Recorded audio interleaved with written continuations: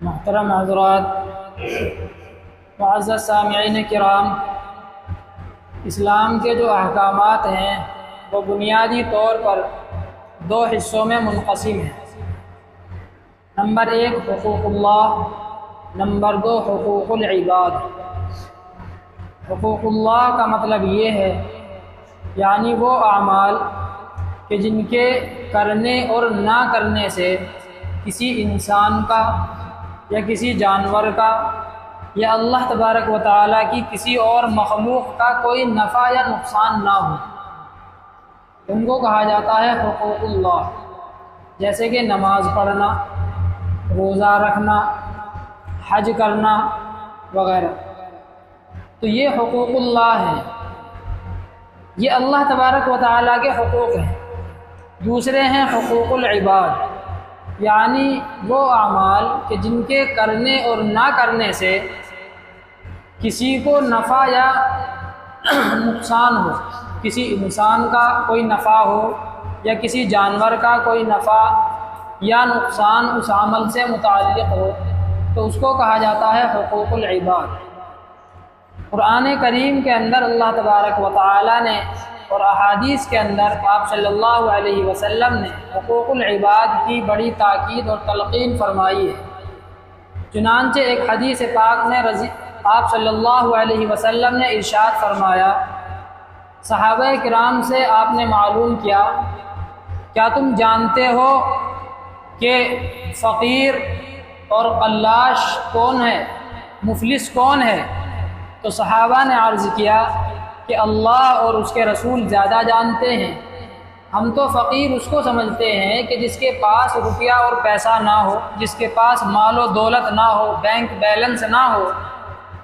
تو آپ صلی اللہ علیہ وسلم نے ارشاد فرمایا کہ یہ فقیر اور قلاش نہیں ہے، بلکہ مفلس اور فقیر آدمی وہ ہے کہ قیامت کے دن اس حال میں آئے گا کہ اس نے دنیا کے اندر رہتے ہوئے نمازیں بھی پڑھی ہوں گی، بڑا نمازی ہوگا، تہجد گزار بھی ہوگا، صدقے اور زکوٰۃ بھی دیتا ہوگا، حج بھی کیا ہوگا، یعنی بظاہر جتنے نیکی کے کام ہیں وہ تمام وہ شخص کرتا رہا ہوگا دنیا کے اندر، لیکن حال اس کا یہ ہوگا کہ حقوق العباد اس آدمی کے ذمے ہوں گے۔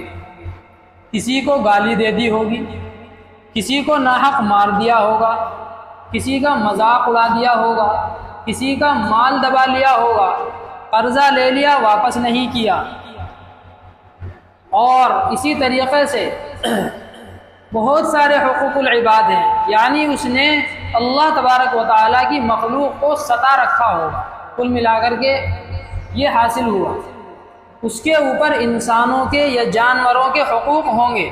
اللہ تبارک و تعالیٰ کی مخلوقات کے ساتھ اس کا سلوک اچھا نہیں رہا ہوگا، تو اللہ تبارک و تعالیٰ ایسا کریں گے کہ جن کے حقوق اس کے ذمے ہوں گے اور جن لوگوں کو اس نے دنیا کے اندر ستایا ہوگا، تکلیف پہنچائی ہوگی، ان تمام کو بلایا جائے، اور وہاں پر روپیہ پیسہ نہیں ہوگا، نہ وہاں پر کسی کی سفارش چل سکے گی۔ وہاں جو ہوگا وہاں تو آدمی کے پاس اپنی نیکیاں ہوں گی یا اس کے گناہ ہوں گے، بس یہی چیزیں وہاں پر ہوں گی، اس کے اعمال ہوں گے۔ تو اللہ تبارک و تعالیٰ ایسا کریں گے کہ جن لوگوں کے حقوق اس شخص نے دبا رکھے ہوں گے، جن کو اس آدمی نے ستایا ہوگا، اس آدمی کی نیکیاں لے کر کے ان حقوق والوں کو دے دی جائیں گی۔ اب نمازیں تو پڑھ کر کے آیا ہے یہ، لیکن کسی آدمی کو ناحق اس آدمی نے مارا ہوگا، گالی دی ہوگی، تو اس کو بلایا جائے گا، لے بھائی تو اس کی نمازیں لے کے چلا جائے۔ نمازیں پڑھی اس نے لیکن دوسرا آدمی لے کر کے چلا گیا، حج کر کے یہ آیا لیکن اس نے کسی کو ناحق قتل کر دیا، اب اس کو بلایا جائے گا، لے بھائی تو اس کا حج لے کر کے چلا جائے۔ اب اس کی ساری نیکیاں ختم ہو جائیں گی، لیکن حقوق والے پھر بھی باقی رہیں گے، ان کے حقوق اب بھی ادا نہیں ہوئے ہوں گے۔ تو اب کیا کیا جائے گا؟ جو یہ نیکیاں لے کر کے آیا تھا وہ تو ختم ہو گئیں، اب جو لوگ باقی ہیں، ابھی جن لوگوں کے حقوق باقی ہیں، تو ان کے اوپر کچھ گناہ ہوں گے، تو اللہ تبارک و تعالیٰ ان لوگوں کے گناہ لے کر کے اس کے اوپر ڈال دیں گے۔ غیبت اس نے کی ہے لیکن اس کے اوپر ڈل گیا، جھوٹ اس نے بولا ہے اس کے اوپر ڈل گیا، گناہ ان لوگوں نے کیے ہیں لیکن ان لوگوں کے گناہ لے کر کے اس آدمی کے اوپر ڈال دیے جائیں گے۔ اب اس کے اپنے بھی گناہ ہیں اس کے اوپر، ایک تو ان کا بوجھ، اور جو اور لوگ ہیں دیگر لوگ ہیں ان کے گناہوں کا بوجھ بھی اس کے اوپر ہوگا، اور نیکیوں سے خالی ہو گیا، پاس میں کچھ ہے نہیں۔ تو آپ صلی اللہ علیہ وسلم فرماتے ہیں کہ حقیقی مفلس اور فقیر اور قلاش یہ آدمی ہے کہ لے کر کے تو بہت ساری نیکیاں آیا تھا لیکن آخر میں اس کا حال ایسا ہوا کہ پلے کچھ ہے نہیں۔ تو آپ نے فرمایا کہ حقیقی قلاش یہ ہے، حقیقی مفلس یہ ہے۔ تو دنیا کے اندر رہتے ہوئے انسان لوگوں کو تکلیف پہنچانے سے، لوگوں کو ستانے سے، چاہے وہ چھوٹی تکلیف ہو یا بڑی تکلیف ہو، ان تمام سے بچے۔ بہت سے گناہ ایسے ہوتے ہیں کہ انسان کو پتہ بھی نہیں چلتا کہ میں نے گناہ کر دیا، لیکن وہ حقیقت میں گناہ کر رہا ہوتا ہے، گناہ ہوتا ہے وہ، لیکن اس کو احساس تک نہیں ہوتا۔ کسی آدمی کا ناحق مذاق اڑا دیا، دو دوست بیٹھے ہوئے ہیں، کوئی تیسرا آدمی گزر رہا ہے، کوئی جان پہچان والا ہے یا ویسے ہی کوئی اجنبی آدمی ہے، حالت اس کی عجیب ہے تو اس کو دیکھ کر کے مذاق اڑانے لگے، دیکھو اس کا، اس طریقے سے۔ تو ایسے گناہ، اسی طریقے سے بہت سارے لوگ راستوں پر اڑچنیں ڈال دیتے ہیں، اپنا جو ہے خود بیٹھ گئے راستوں پر یا گاڑیاں کھڑی کر دی راستوں پر، چلنے پھرنے والوں کو تکلیف ہو رہی ہے، یا کوئی سامان جو ہے ڈال دیا راستے کے اوپر۔ مثلا ابھی جو ہے عید گزری ہے، بقرہ عید گزری ہے، تو اپنے جانور راستے پر باندھ دیے، چلنے پھرنے والوں کو تکلیف ہوتی ہے، کوئی گاڑی والا آ جائے تو ہارن بجا رہا ہے لیکن وہ اپنے گھر کے اندر بیٹھے ہوئے ہیں، کسی کو کچھ فرق ہی نہیں پڑ رہا ہے۔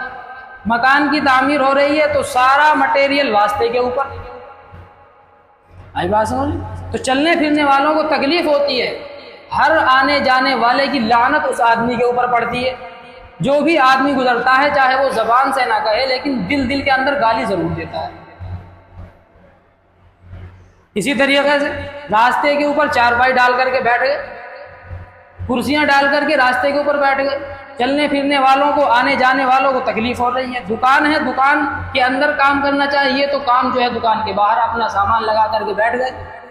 آپ صلی اللہ علیہ وسلم نے فرمایا ایاکم والجلوس علی الطرقات، راستوں پر بیٹھنے سے بچو۔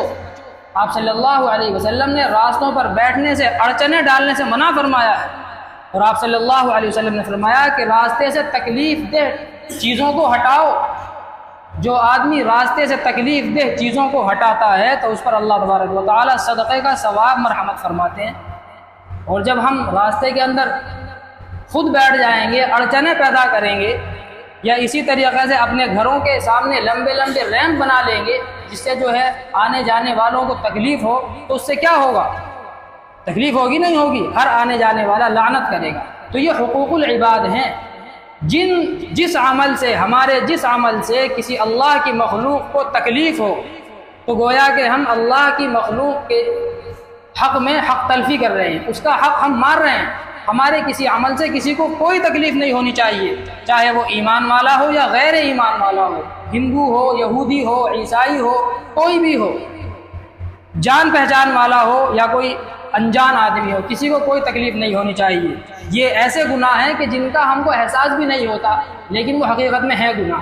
اللہ تبارک و تعالی ہم سب کو عمل کرنے کی توفیق عطا فرمائے۔ آخر دعوانا الحمد للہ رب العالمین۔